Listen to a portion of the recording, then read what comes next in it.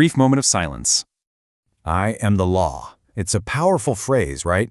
Now imagine hearing it not from a judge in a courtroom, but from everyone. Your landlord, your university, your own government.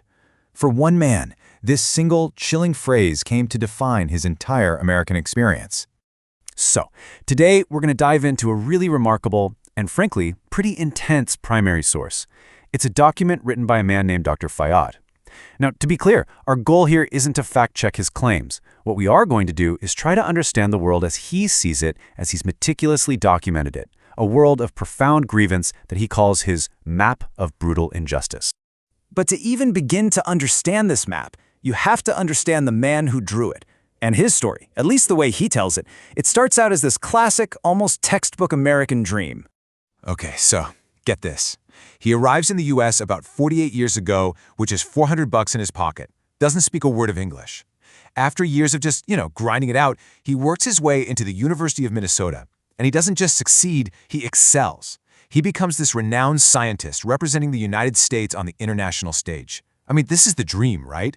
But then, something went terribly wrong. And this quote, this really captures that turning point. A life that was dedicated to knowledge and science suddenly became, in his own words, a battle against what he calls demonic souls. This is the moment his journey, as he describes it, begins its descent into the abyss. So the big question is, how does a personal feeling of persecution morph into this grand, unified theory of suffering? Well, to make sense of it all, Dr. Fayad did something incredible. He created his own framework. He literally drew a map.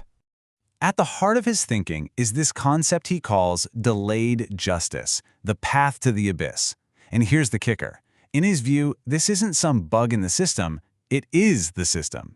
He sees it as this deliberate machine, specifically in California, where all the different branches of power, judicial, executive, all of them, they just collapse into this one single entity with one goal, to absolutely crush an individual.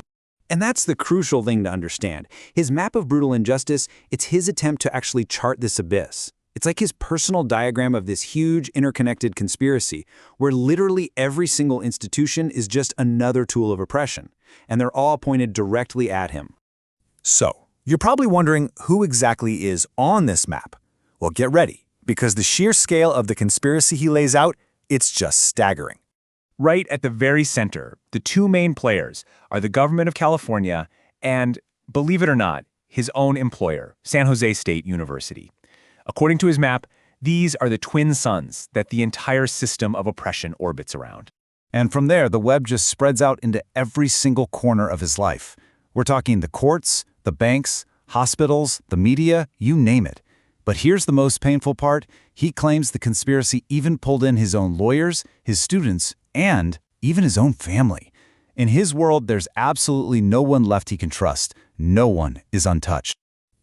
All this talk of a giant conspiracy map can feel a little abstract, a little hard to grasp. So let's zoom in. Let's look at one specific, concrete incident he documents. It's an example that, for him, perfectly captures this toxic mix of medical neglect and financial exploitation he's talking about. So the story goes like this. He gets this urgent call from his clinic. They tell him, you need to get to the hospital immediately. So he does. He rushes to the El Camino Hospital ER, and he just sits there for 3 hours. And he says, in all that time, he got zero actual medical care. Nothing. And then the bill arrived. $12,000. And get this, his insurance, he says, refused to pay a single penny of it. Now, for Dr. Fayad, this wasn't just some mix-up or a billing error. No way. This was the system working exactly as designed. It was a perfect textbook example of what he calls financial exploitation and deliberate medical neglect. Okay, so when you're trying to describe a world this oppressive, this twisted, maybe ordinary language just doesn't cut it. Dr. Fayad clearly felt that way because he ended up creating his own entire vocabulary, a whole lexicon just to name and categorize the different players in his nightmare. For instance, the powerful people at the top, the tyrants, he calls them monsters. The corrupt employees who help them get away with it, they're the Sultan's idle men. What about people who see it all happening but just look the other way? He calls them the new blind. And the bureaucrats, the ones just blindly following orders, he has a name for them too. Abd al-Mamur, which translates to the subservient tool. It's incredible. He's basically created an entire taxonomy of injustice.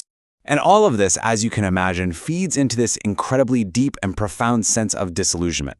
He's constantly contrasting the promise of America with what he says is his reality. So where America promises equality for all, he says what he found was, and I'm quoting here, loathsome racism and terrible discrimination. And it continues. Where the U.S. champions human rights on the world stage, he sees only the rights of the tyrants. In fact, he claims that when he tried to get help from human rights organizations, the only thing they did was hit him up for donations. So in his mind, they're not there to help people like him. They're just tools for political pressure and fundraising. So that brings us to the big question. Why? Why write all this down? Why spend so much time and energy creating this incredibly detailed map? Well, the document itself isn't just a story, it's an act. You could even call it his final stand. And he's very clear about his purpose. He says this whole document is a cry for help to the world. It's meant to be a public record, a warning to make sure what happened to him never happens to anyone else. And maybe most importantly, it's his absolute, defiant refusal to be silenced. It's his way of standing up for what he calls every oppressed soul. He basically ends the whole thing with this incredibly powerful declaration. It's a vow, really. He says he will find no peace, no rest, until he eliminates all of this brutality and injustice, that he will never stop fighting, and he will never, ever waive his rights. So at the end of the day, Dr. Fayad has charted a reality for us, a reality of total systemic oppression. Now, whether you see it as objective truth or a deeply, deeply held perception, that's one thing. But his map leaves us with a really fundamental question to wrestle with. How do we even begin to measure justice in a society when for one person, their entire reality is a map of its complete and total absence?